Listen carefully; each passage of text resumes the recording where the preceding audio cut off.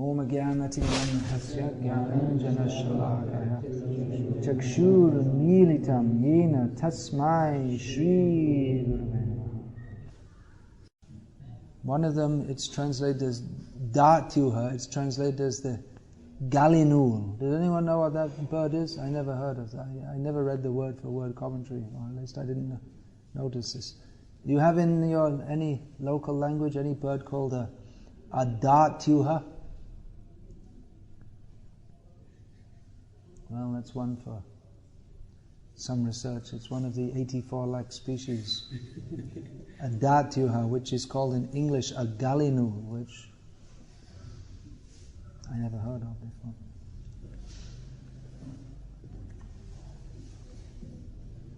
before. Translation. When the king of bees hums in a high pitch, singing the glories of the Lord, there is a temporary lull in the noise of the pigeon, the cuckoo, the crane, the chakravaka, the swan, the parrot, the partridge, and the peacock. Such transcendental birds stop their own singing simply to hear the glories of the Lord. What is chakravaka? You know what that? Anyone know what that is? It's a bird. It's a bird, yeah, but that much I understood. Any idea what kind of bird? Anyone? No? That's, you're asking me, I don't know. It sounds like a guess. Purport, this verse reveals the absolute nature of Vaikuntha. There is no difference between the birds there and the human residents. The situation in the spiritual sky is that everything is spiritual and variegated. Spiritual variegatedness means that everything is animate. There is nothing inanimate. Even the trees, the ground, the plants, the flowers, the birds, and the beasts are all on the level of Krishna consciousness. The special feature of Vaikuntha Loka is that there is no question of sense gratification. In the material world, even an ass enjoys his sound vibration, but in the Vaikunthas, such nice birds as the peacock, the chakravaka, and the cuckoo prefer to hear the vibration of the glories of the Lord from the bees. The principles of devotional service, beginning with hearing and chanting, are very prominent in the Vaikuntha world. This is a description of the kingdom of God, Vaikuntha. In this purport, Srila Prabhupada points out the intrinsic difference between the material world and the spiritual world. In the material world, there are all the features of the spiritual world. There are also in the material world birds, lakes, cities, families, as there are or families or men and women, companions. There are also in the spiritual world, but in the material world, the net result is misery, and in the spiritual world, everything is bliss. What's the difference? Why is it that in the spiritual world, swans plus ducks plus cities plus lakes plus parks plus men and women living together equals bliss, and in the material world it equals misery? Prabhupada points out here that in the material world, giving an example, Prabhupada says, even an ass enjoys his sound vibration. Everyone is thinking, me, and mine. In the material world, we are so much attached to everything connected with what we consider to be ourselves, that every man likes the smell of his own fart. Fart, you know what that means? Means gas passed out your backside. Everyone, it's very nice, very good smell. Yeah. This is the material world. And in the spiritual world, everyone is simply interested in glorifying Krishna. Here the term is given Hari Katha, discussion of Hari, Bhagavan Hari. So in the spiritual world, it's not only that those in human forms are glorifying Hari, but every creature is glorifying Bhagavan Hari. In the spiritual world, the birds, they make various sounds. The animals make different sounds. The bees, they're humming. But it's all kirtan.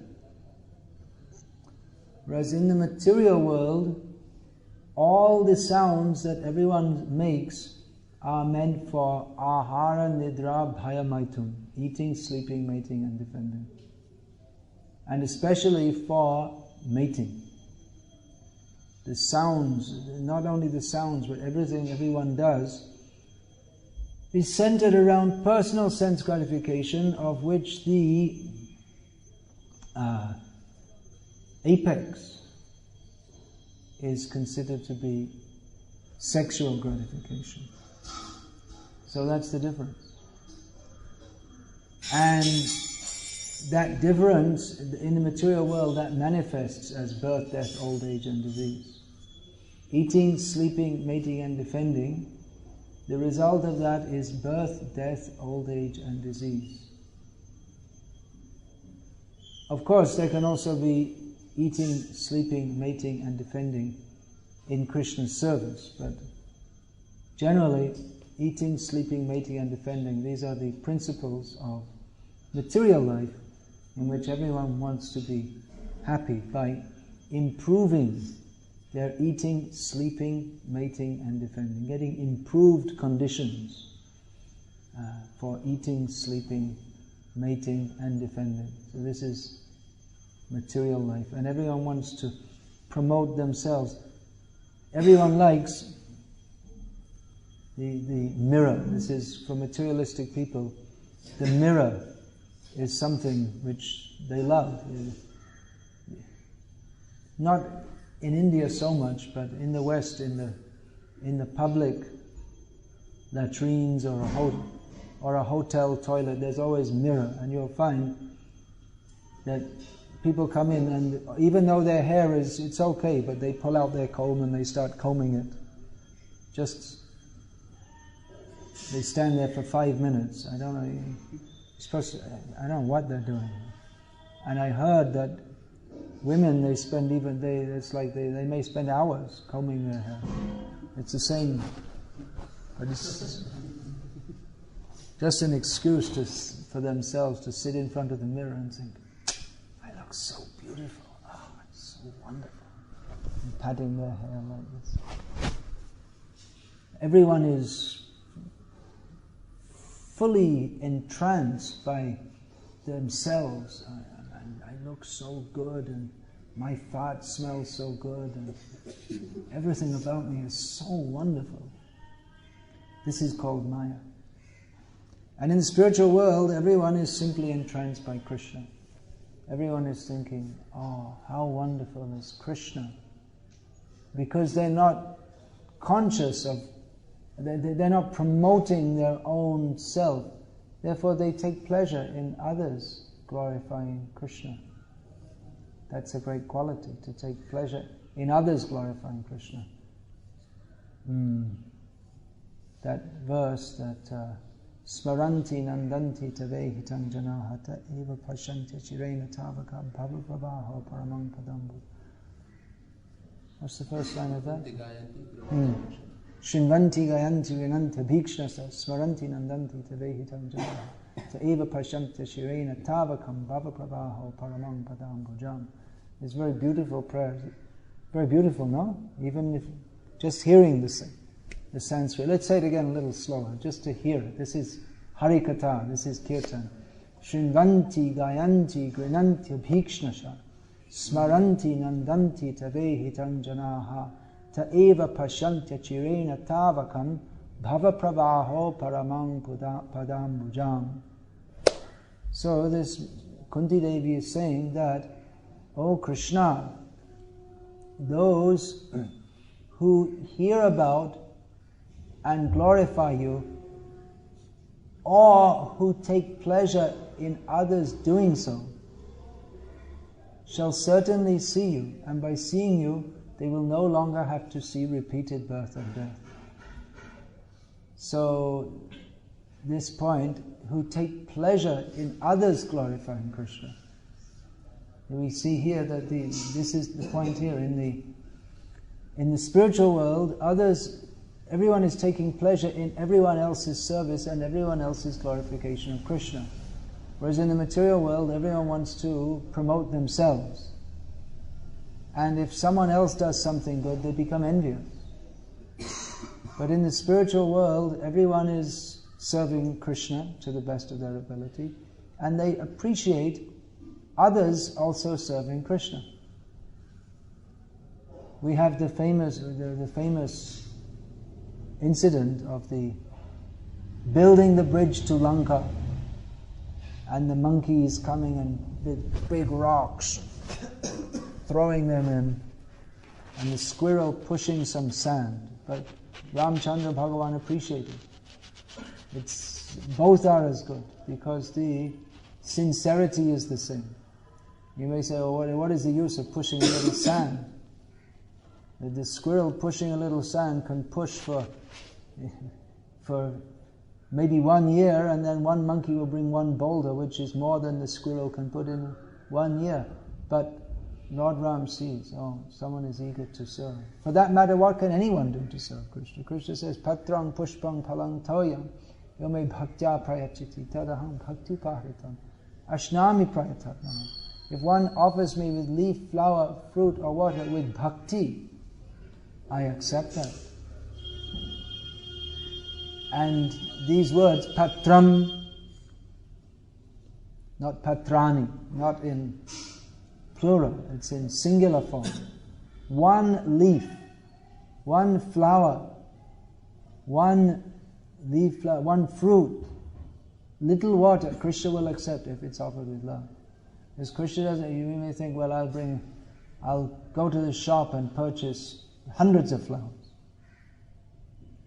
I go from the bazaar. That's nice also, but Krishna, it's not the quantity so much as the quality. Of course, if we have quality of bhakti, if we actually want to please Krishna, then we'll want to offer everything to Krishna.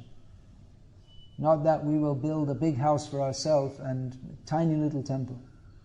But rather, at least previously we see in India, it appears that people used to build big temples for Krishna and not such nice houses for themselves, because the big temples are still standing.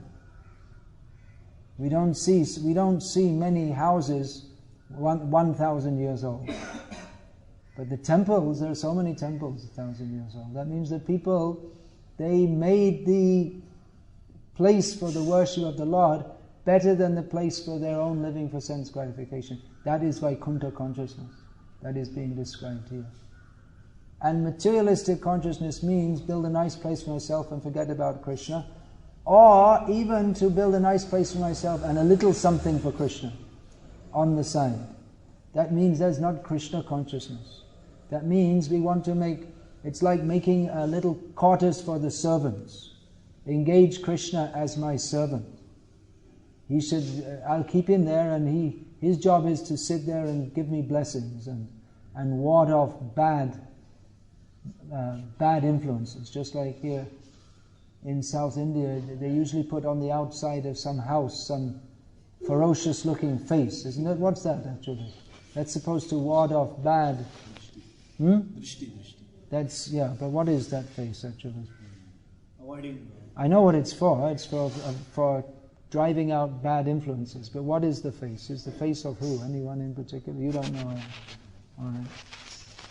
So the idea is there that we'll call someone to do something for me.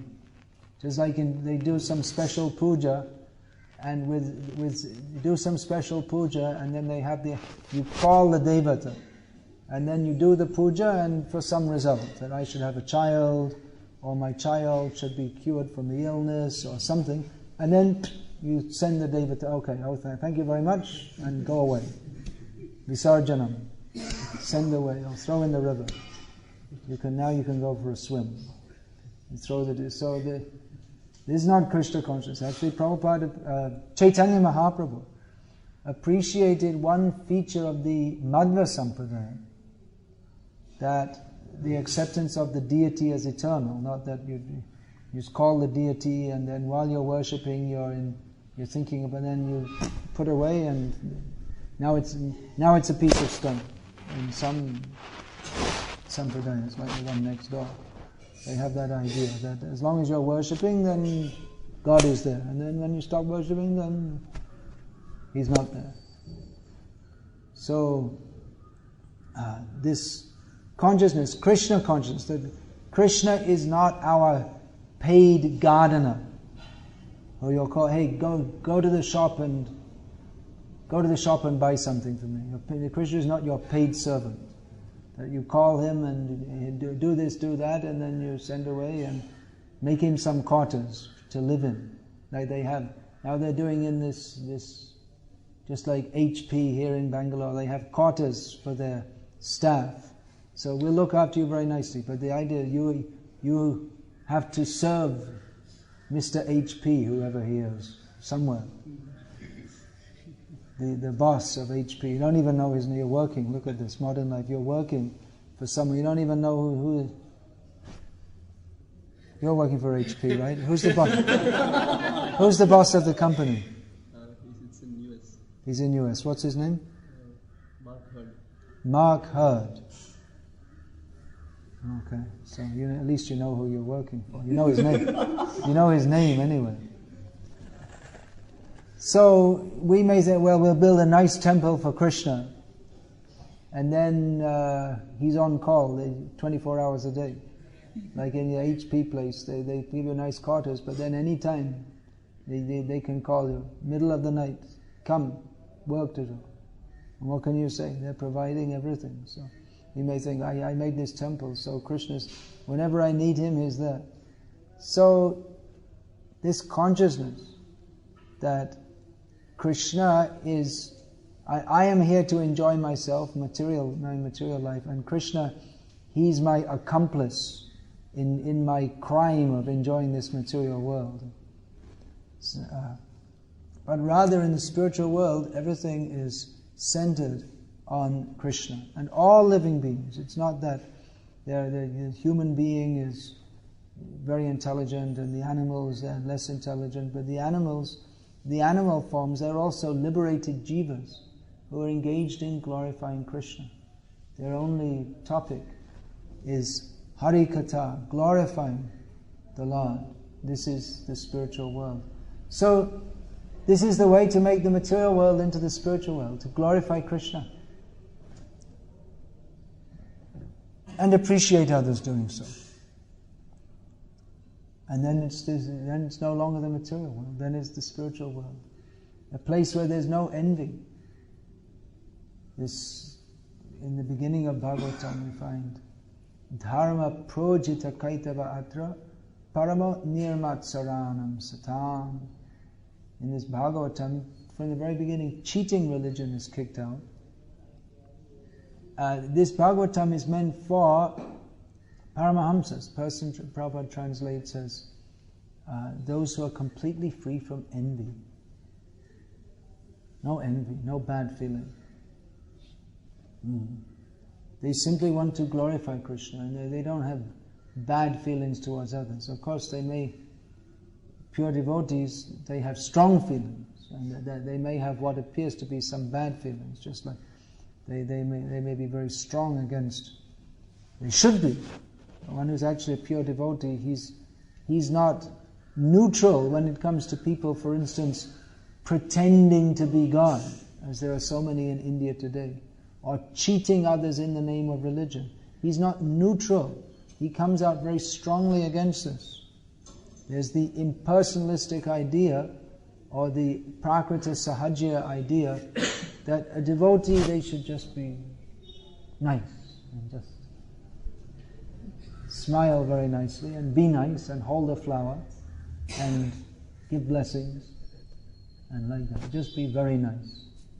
So a devotee is certainly very nice, but he manifests as required, he manifests his niceness that he may or should, if someone is acting in a manner that is grossly envious of Krishna, pretending to be Krishna, or misleading others in the name of religion, then he's not tolerant towards that. He doesn't say, oh, no, that's very nice. Everything is very nice.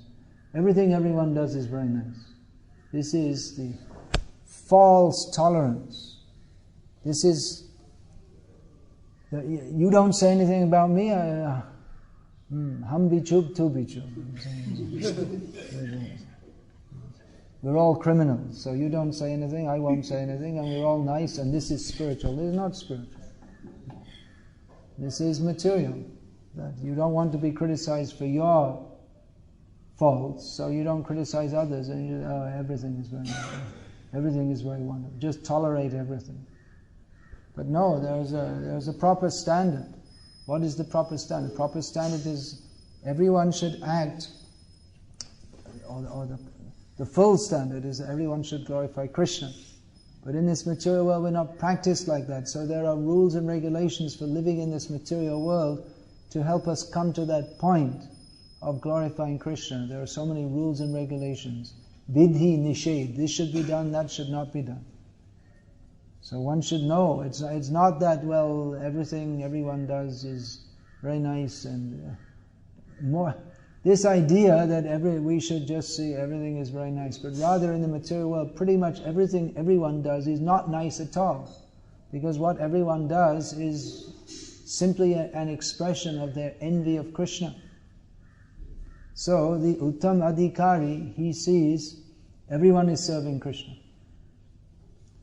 Bhagavad-bhavamatmanaha. He sees it. But the Madhyam Adhikari, the preacher, who's helping to elevate others, he makes distinctions. He doesn't say, well, everything's nice, everything everyone does is nice. He doesn't say. He sees difference. Ishvare tad adhineshu balisheshu vishatsucha prema maitri kripo peksha yakaroti samadhyama. He sees the Supreme Lord. He offers his love. He sees the devotees who are fully subordinate and dependent on the Lord. He makes friendship with them. He sees means he makes distinction between the devotees, the innocent public who he tries to uplift by preaching to them, and the persons who are simply envious. And he gives his mercy to them by avoiding them. So it's relatively easy to pretend to be on the Uttamadhikari level. Oh yeah, everything he does is very wonderful. But it's rather a kind of laziness or lack of surrender to Krishna, that we don't want to see what is the difference. We think, oh, it's too much trouble, why should I get involved? And then they'll argue, and then they'll point out my faults and call me bad names. And it's not that everyone's on that very, very high level. And actually, generally the Uttamadhikaris who are in this world, who are very rare anyway, they act on the Madhyamadhikari platform. Otherwise, what are they doing? They don't have any business in this world. They can just go to the spiritual world. But while they're here, they act as preachers, Madhyamadhikari. So they point out, just like you'll see, Prabhupada. Who's listening to Prabhupada's lectures and conversations? Anyone's listening to that? Time to time you listen. So you'll hear Prabhupada is all the time, especially in his conversations, he's lambasting the position of the materialists, isn't it? He's always, these scientists are all nonsense, they're cheaters.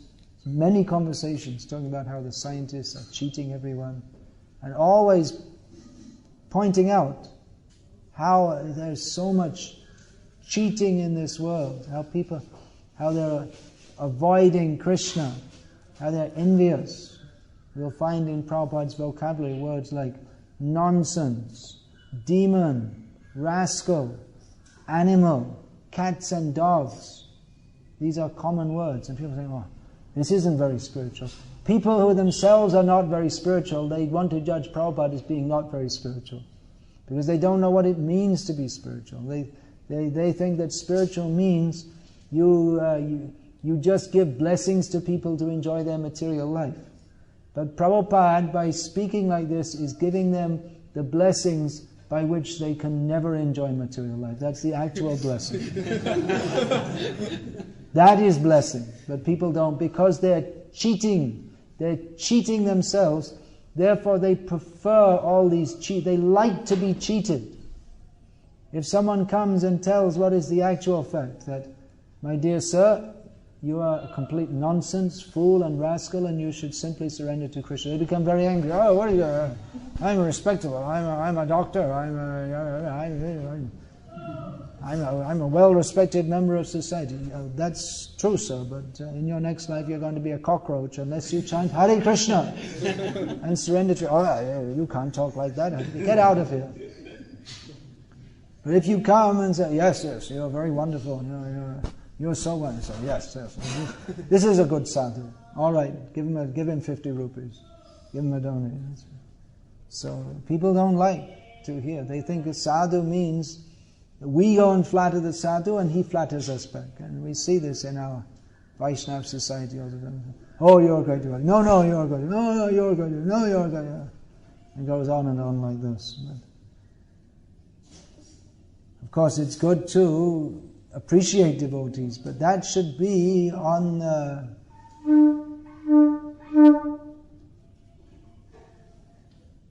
devotee should be guru, not laghu. Means heavy, grave, not light. Everything is okay, everything's one. No, the only thing that's okay is Hari Katha. If we're glorifying Krishna, then we are properly situated. Then we are preparing ourselves to enter the spiritual world. Or practically one who is engaged fully in Hari Katha, they're already in the spiritual world. But who can perform Hari Katha?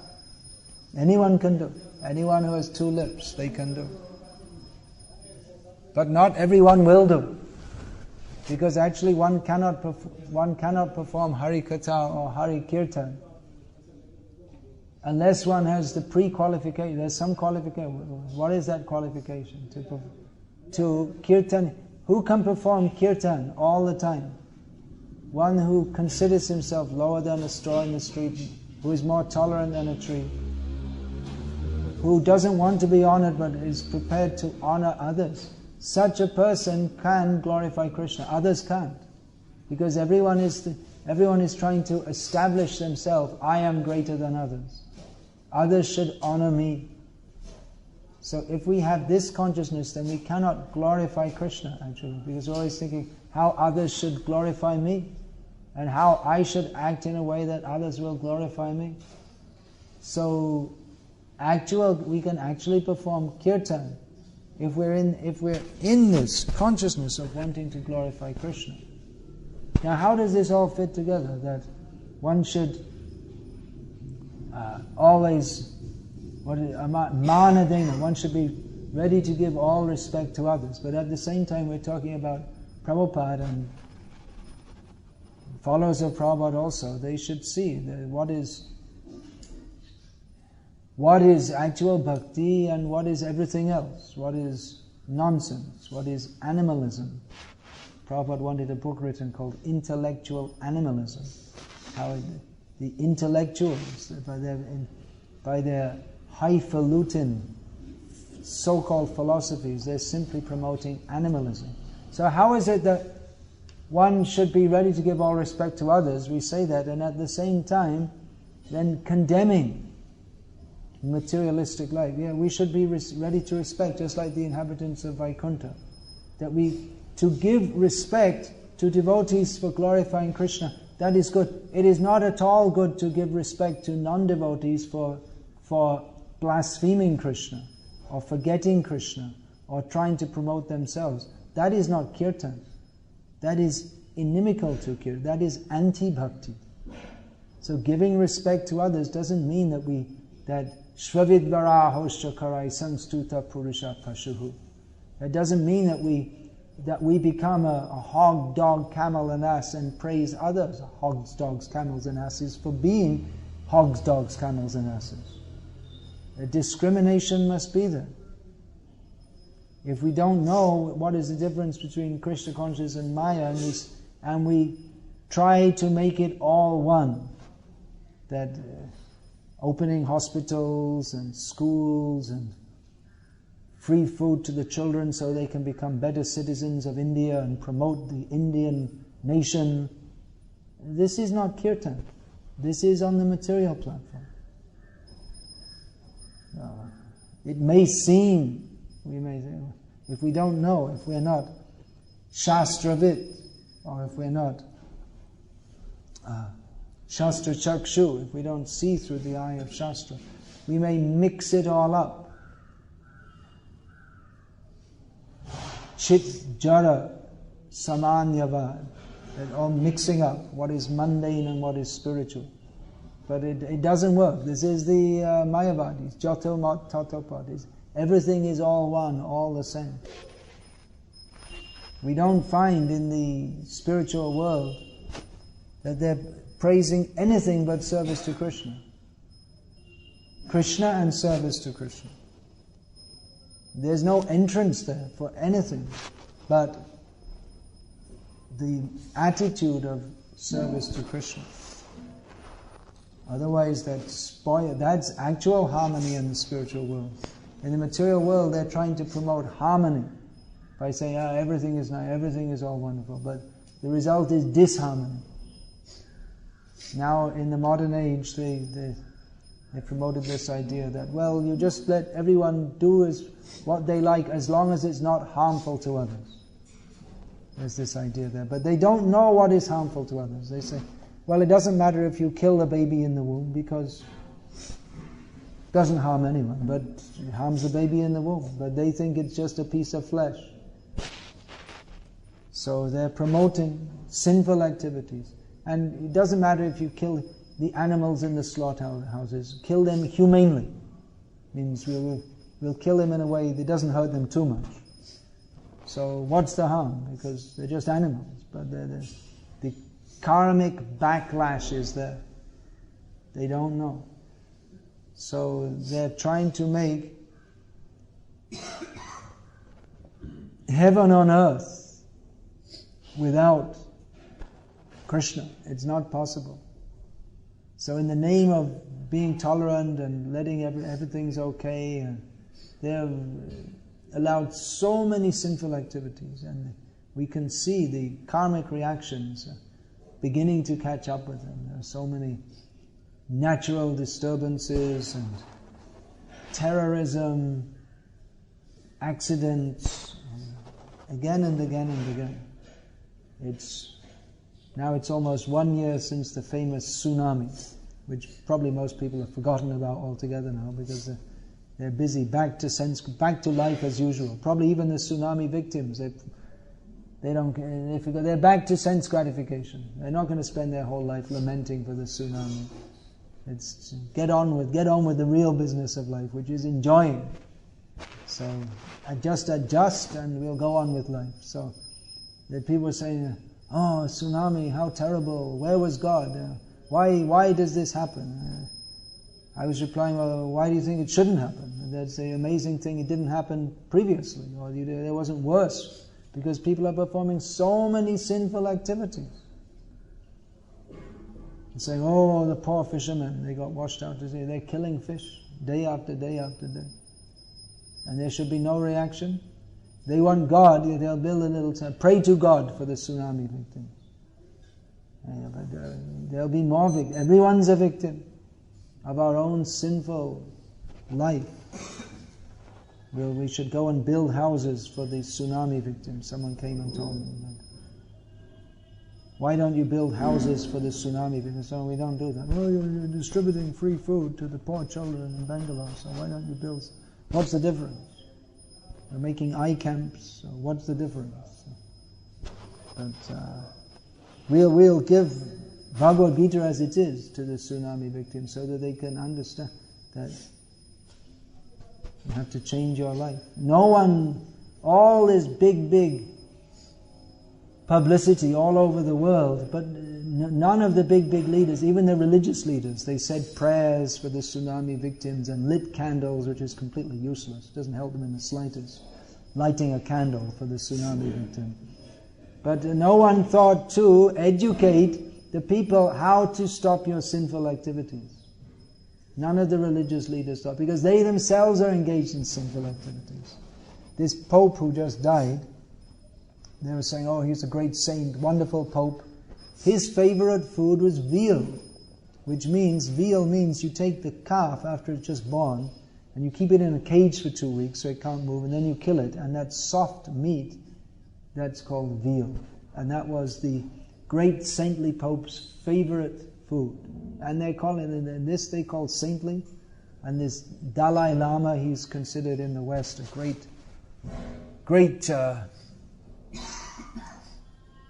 figure, what's the word? Figurehead, or I can't remember the word now. He's like an icon for peace. People say, oh, he got the Nobel Peace Prize, but he's eating meat every day. And he's supposed to be a religious leader and a Buddhist at that. The Buddha, Nindasi yagya vidheraha shuti chatam sadaya hridaya darshita pashu ghatam keshava dhrita buddha sharira jai jagadisha hare. The Buddha came to stop the unnecessary killing in the name of the Vedas, being merciful on the animals. He preached ahimsa parama dharma. And the Buddhist leader is eating meat every day. And I was in Thailand, which is a staunchly Buddhist country, where pretty much everyone's a meat eater. So I was asking, well, how can you eat meat? And you're supposed to be Buddhist. Well, we never kill animals. We don't. There are a few Muslims, and they're the butcher class in Thailand. So you pay them. You go to the shop and purchase the meat. So, we'll never kill an animal. I'm a Buddhist. I won't kill any animal. But then you're eating. You're supporting the killer. According to Manu Maharaj, he who pays for the meat, who serves it, who cooks it, who approves of it, not only the killer, they're all equally implicated. So they're trying to cheat, that you won't get implicated. No, we won't kill. We don't believe in killing animals. But if it's already dead, then what's the harm in eating it? We should, and the Buddhist monks come around and they put fish and meat in their bowls to eat. They give them food, and the idea is they're supposed to be monks and they're supposed to be like neutral to everything. So if people give meat, well, they should also eat that. They shouldn't be against it. Then someone should put stool in the bowl, you'll eat that also. That they don't consider. So cheating religion. What is going on in the world? All cheating. Priti vite, joto kata, dharma nama chale, bhagavata kahi taha, paripurna chale. Whatever is going on in the world in the name of religion, Bhagavatam says it's simply cheating, but you can't cheat Krishna. So Vaikuntha Katha, talk of Krishna, that should be there, simply for Krishna's pleasure. Even we can perform Hari Katha, even that, superficially performing kirtan, that can also be mixed up with our own desires for sense gratification. In fact, most of the public so-called Bhagavad-gita that goes on in India, it's all for sense gratification. Its primary purpose is not for glorification of Krishna. The famous speaker comes and speaks in a very nice way, and people like it, and they have free chai seva, and it's wonderful, and everyone goes away, and how nice, yeah, that was great, and oh, quick, let's rush home because there's a good movie on TV. After the Qatar is 6 to 8, and then Shall we go? Yeah, I think we'll just have time to get home in time for there's a great program on TV. Okay, all right, let's go to the Bhagavad-gita, then we'll come back and watch the TV. No motive for self-improvement.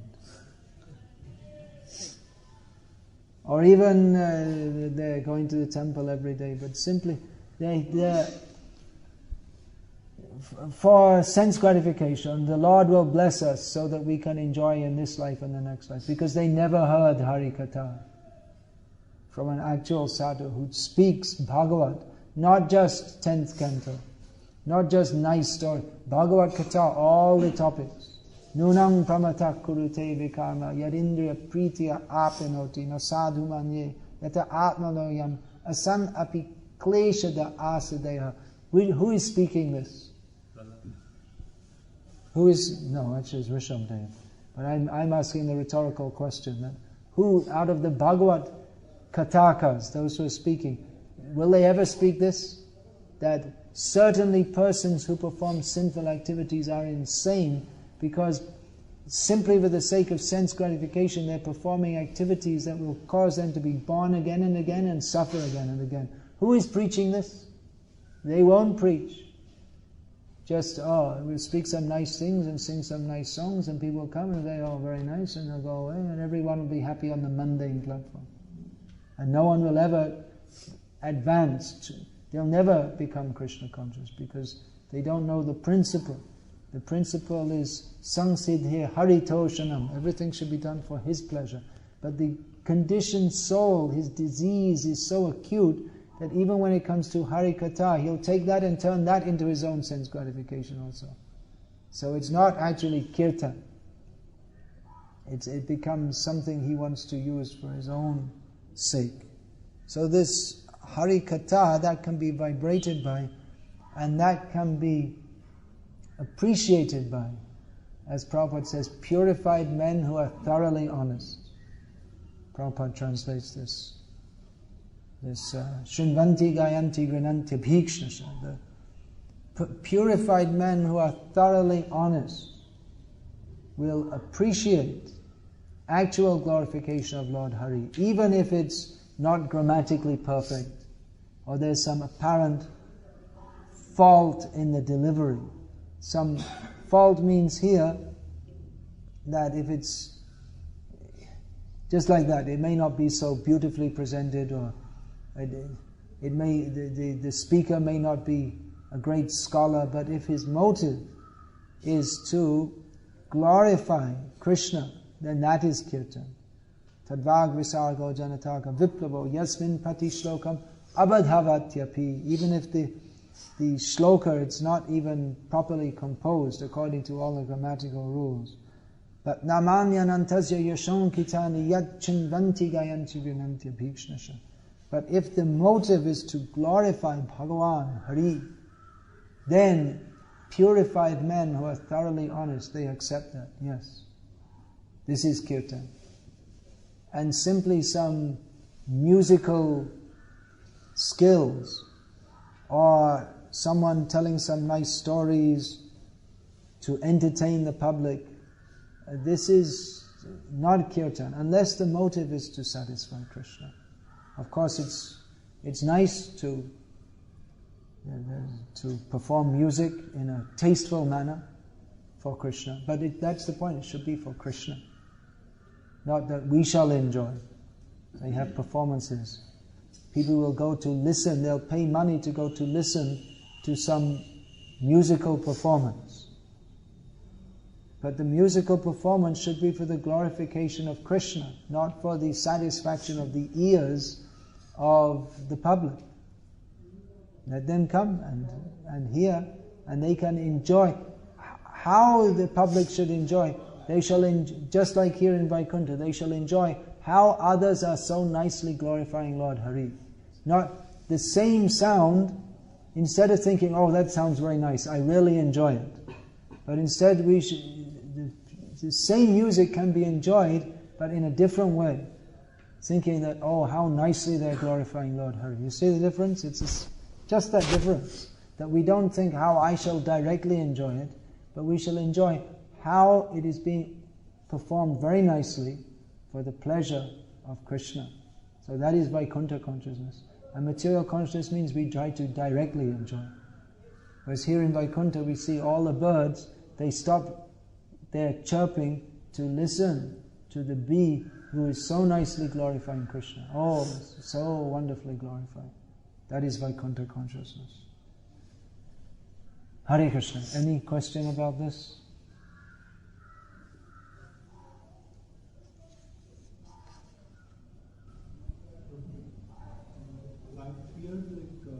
If some non-devotees accidentally hear the person, even though they feel that to be a miscalculation, that it can glorify them. Yeah. Whether it is. Is it true that non-devotees, if they hear kirtan, that will purify them?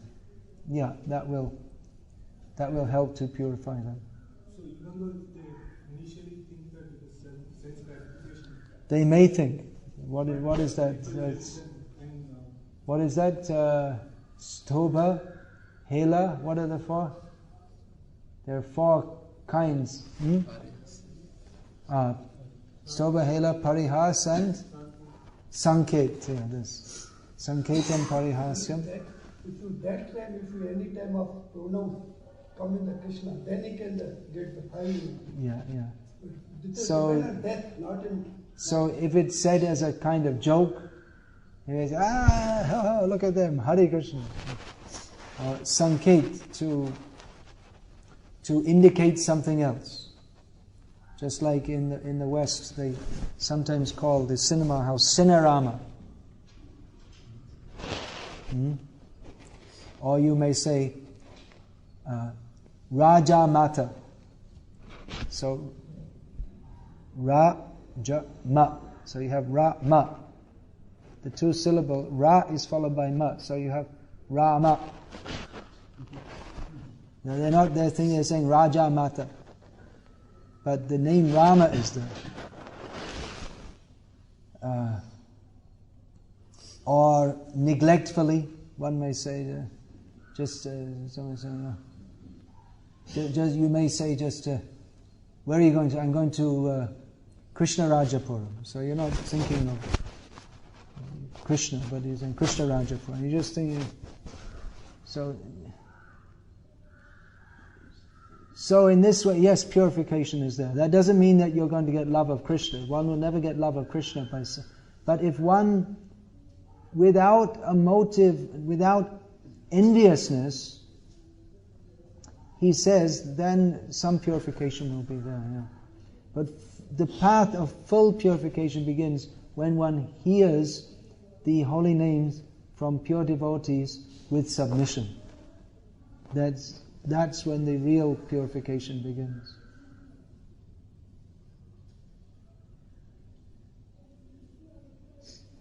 It's always beneficial to hear the holy names. But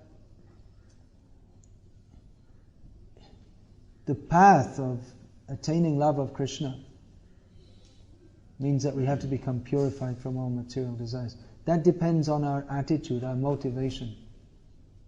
So our attitude and our motivation will become purified by regularly hearing from and associating with devotees whose attitude and motivation is only to serve Krishna.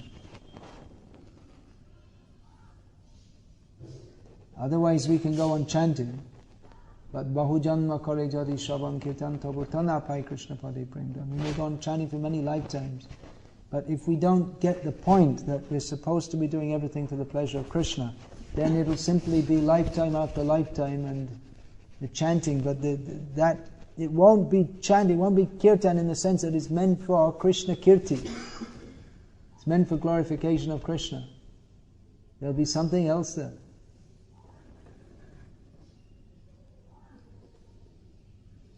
Something else means anya bilash, other desires than those to serve Krishna. Then what else? Like associating with devotees and hearing from them. Yeah, associating with devotees means devotees who are fixed in these principles. Anyabhilashita shunyam jnanakamadhyanabritam anukulyena krishnanushilanam bhakti ruttama. Otherwise, if we associate with neophytes or mixed devotees, then they'll go on associating with each other, bahujanma kare jadi shravan kirtan, for life after life, but they won't go up. To go up, we have to associate with those who are up. Does it, after, we see material tendency is always we get something high, suddenly we have very much reverence and respect that after a few years passes away, even if something high, just like holy name, before we are Do we have a cordless mic here? Another mic? No. Because those at the back are not hearing what's being said. So you're talking about after, in the material world we get something better, and in the beginning we appreciate, but after some time we lose the appreciation. Can that happen in spiritual life? No, it can't happen in spiritual life, but if we're in material consciousness, which is not actual spiritual life, then it can happen. Rather, in spiritual life our appreciation is always increasing, if we're actually in spiritual life. But it often happens that we approach spiritual life with material consciousness, and in the beginning we're very serious, and it becomes less. We become less serious. So that means our whole approach is actually not spiritual, it's material.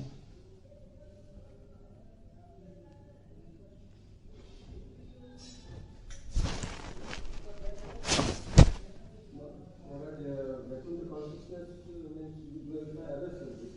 And what about our own service? We glorify other service, that doesn't mean we stop doing our own service. We also think that we do nice service? Hmm? We also think that they are doing others and we are also doing nice? Should I think I'm doing nice service? No, you don't think I'm doing nice service. But that doesn't go away. It always remains, that I'm doing nice. Well, bahujanma kare jadi shravan kirtan.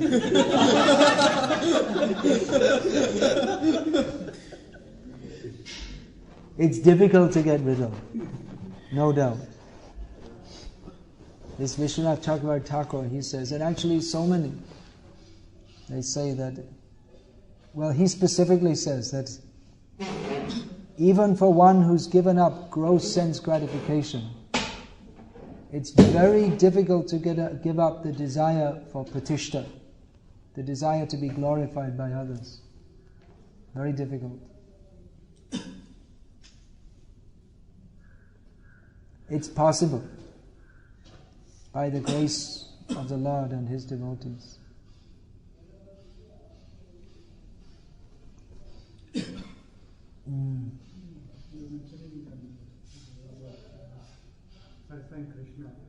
So what is that song? Let us find Krishna. Satisfying Krishna. Krishna is self-satisfied, yeah, but he's. How much can we satisfy him? Well, he's Atma Rama, but he's also, even though he's complete, but he's Anandam Buddhi Vardhanam, the ever-increasing ocean of transcendental bliss. Our satisfying Krishna doesn't mean that he's lacking anything. He's full in himself, but because he's unlimited, he has unlimited capacity to unlimitedly reciprocate with unlimited number of servitors. So, if we attempt to satisfy him, he'll reciprocate. Krishna is not a stone, or Krishna is not just a philosophical principle. He's the supreme personality of Godhead. So he'll reciprocate with us.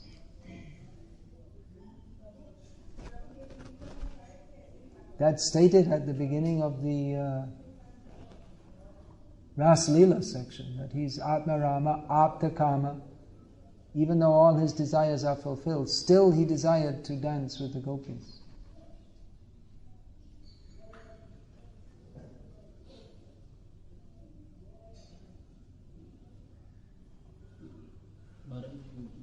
Did we ever get the mic together? Can you speak loudly so that people at the back can hear? You see at the back there, there's Rama Gaur. Speak to him, don't speak to me. I'll hear you automatically. Speak to him. Maharaj, you are mentioning that for association, in the association we require the association of the devotees who are up, and the association of those devotees who are mixed in their motive, and those who have material desires within them, will not help us purify. That won't help us to go up. It might help us to remain at some platform. It's not that we should, these are all mixed devotees and they're all useless and I won't associate with them. So, my question was... But actually we should associate with pure devotees means that when we say pure devotees, that of course we should try to find the association of those who are Vaikuntha, in Vaikuntha consciousness.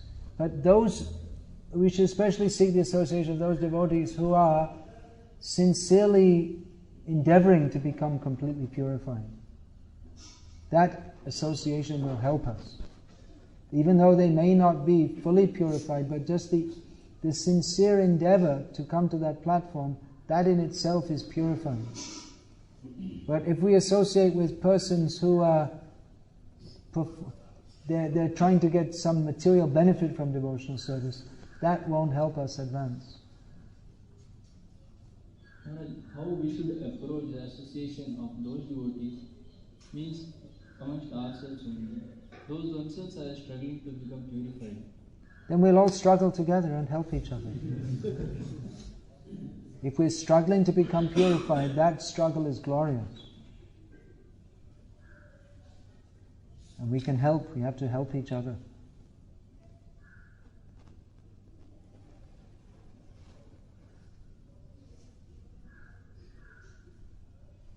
Then, anything else? Yeah, pass the...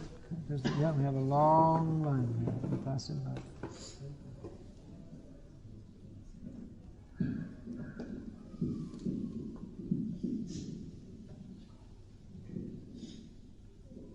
Maharaj, how can chanting be done for pleasure of Krishna? With this attitude, chant. I am your servant. Ainanda tanuja kinkarang patitang mang vishame bhavam buddho kripaya tava pada pankaja stita dhuli sadrisham vichinta. I'm your servant. Now please establish me in your service. That is for the pleasure of Krishna. The jiva's constitutional position is to serve Krishna, and Krishna's constitutional position is to be served by everyone else. So he's satisfied when we pray that please engage me in your service.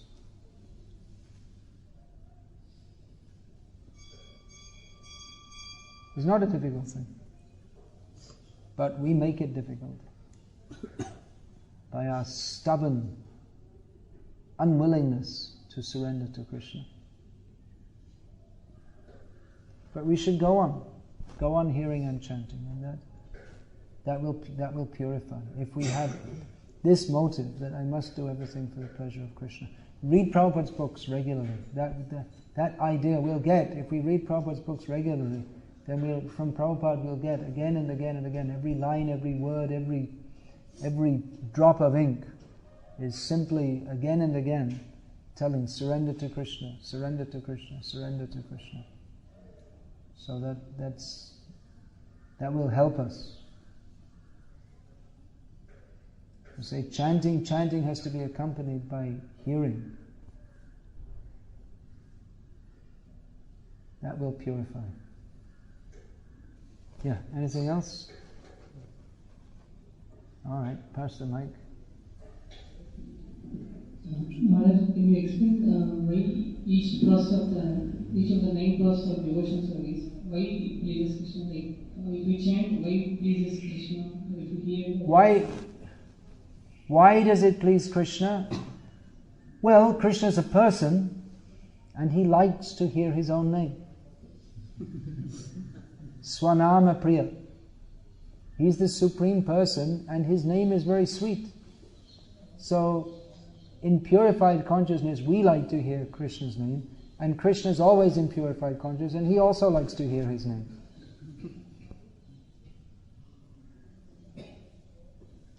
So the name of Krishna is by nature very sweet, and Krishna likes to hear it. So by chanting his name, we please Krishna. You want to do a psychological analysis of Krishna?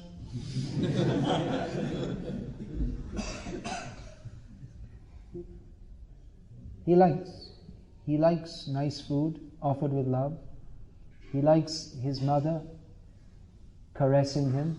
He likes her chastising him. He's a person. Krishna is not a stone. Krishna is not a doll. He's not simply a philosophical principle to be discussed. He's a person.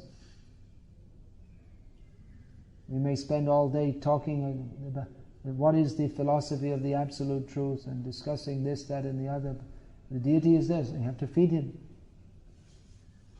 Not that you'll simply discuss.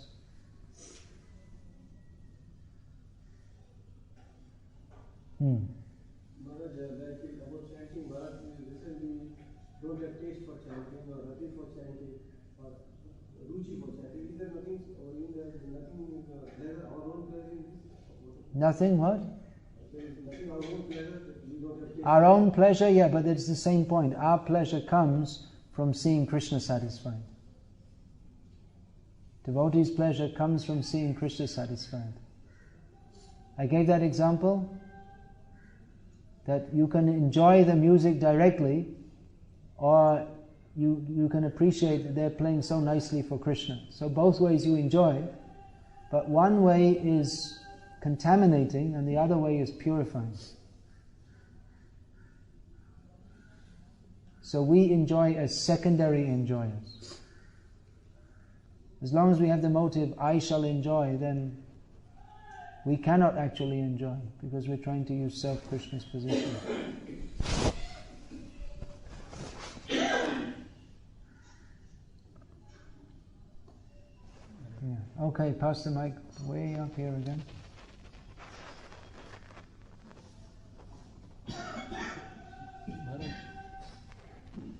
Maharaj, we hear in our church, most of the time, all of the time, we find a big difference between what is expected of us and what is the current scenario.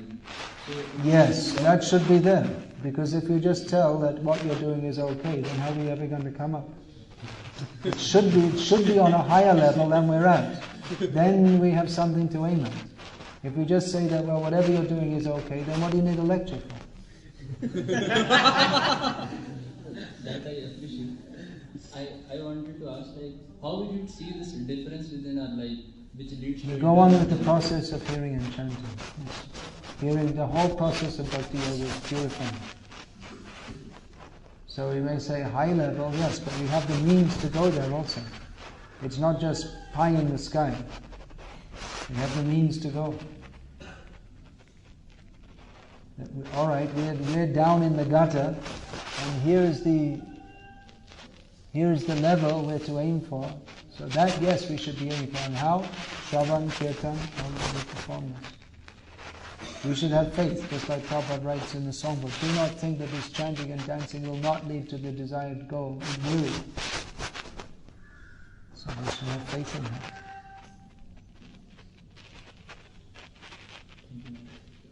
Even you see, there are so many benedictions from our acharyas.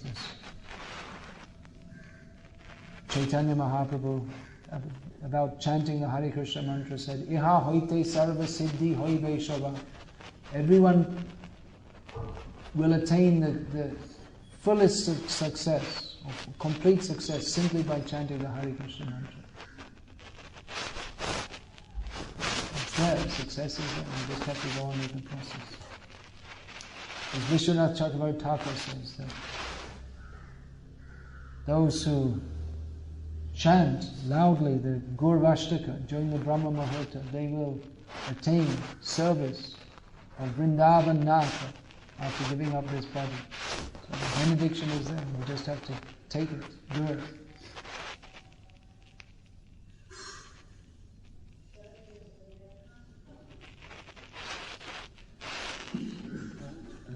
Just like just now you mentioned like music, We can perceive the music in two Speak in the senses. mic. We can perceive the music in two senses, like directly or by saying that how nice it is being played for Krishna. So similarly during kirtans, how should we know, like whether it's Kirtan, in kirtan we should be conscious that this is for the pleasure of the Lord. If we're not conscious of that, then that cannot be sankirtan, samyak or complete kirtan. Kirtan means fully full. Sankirtan means full kirtan. So it's full kirtan. Kirtan means glorification. So we should be aware that this is for the glorification of Krishna. If it's for our own musical pleasure, then it's not full kirtan. It should be for the pleasure of Krishna. Sometimes we see devotees, they turn their backs and they're dancing, going on and on. They're turning their back to the deity. But the kirtan is it's for his pleasure, not for our pleasure. We're enjoying kirtan so much that we forget all about the deity. And then it's not kirtan.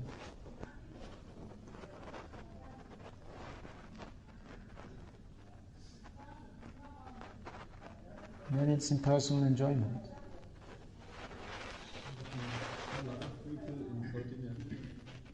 Even though Vishnu Sahasranam, is it really helpful to get progress in Krishna consciousness? Is chanting Vishnu Sahasranam helpful to make progress in Krishna consciousness? Yes, it depends a lot again on the consciousness in which it's done. Chanting Hare Krishna mantra, that is Vishnu Sahasranam is included. But Vishnu Sahasranam, if we meditate on the meaning of the names, that also helps to remind us of the qualities of the Lord which are being described therein.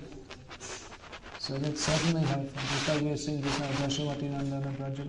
If we think what is the meaning of this, it's certainly that helps us to become Krishna conscious. Krishna has so many names, and if we chant the name of Krishna, all names are included, but so many times we may chant the other names also, just to remind what are the wonderful qualities of Krishna.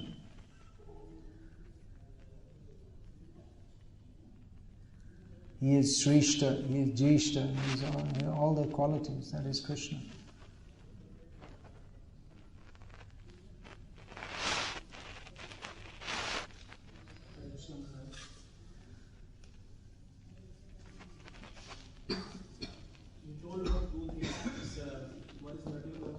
Yes. Consciousness. So, how to cultivate this Vaikuntha consciousness? Because when we see something, like when we see some nice prasad, so we think, I shall enjoy. Yeah, it's very nice. We will get some nice prasad. Therefore, before taking prasad, we chant Sharira Vidyajal Jala Indriyate Hekal Jive Kale Vishaya Sagara. There are so many prayers we can say. If we chant this, that this is not meant for my enjoyment, but this is meant for conquering over the spirit of enjoyment. You can chant, there are so many prayers, Mahaprasade Govinde. Persons of small piety, they cannot appreciate the transcendental nature of Mahaprasad. It's good to chant these prayers before taking prasad. This Uddhav, he says, you'll find there in Bhagavatam, that Chayopabhukta Shraddhanta Vasalankara Charchitaha. Then Uchishta Bhojino Dasas Tavat Maya Jayemahi. He says that, my dear Krishna, by utilizing that which you have enjoyed, the garlands, the scent, the clothing, the ornaments, the food, we shall conquer over your Maya. So chanting these helps us. And also, while we're taking, we can also consider that we're taking this prasad to nourish the body so that we can serve Krishna. So we should see how we're eating for service.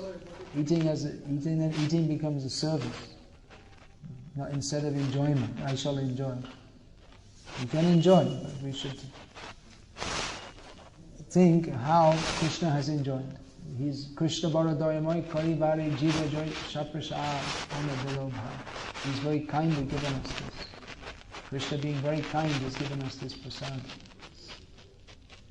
It's very difficult because we can't imagine what it means to have any other consciousness except that of Ishvaraham Aham Bhogi. I'm the controller and I'm the enjoyer. We have to turn that consciousness around. It's very important to hear this again and again. Otherwise, what happens then, we take Krishna consciousness as another kind of enjoyment. We like to hear nice stories, but it all becomes for our own pleasure. So we have to always remember that Krishna is the enjoyer.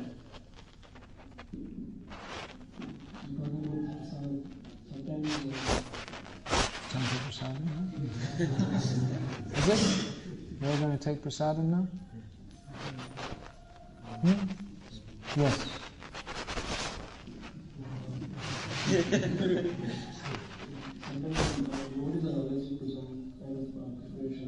Yeah, I'm allergic to eggplant and tomato.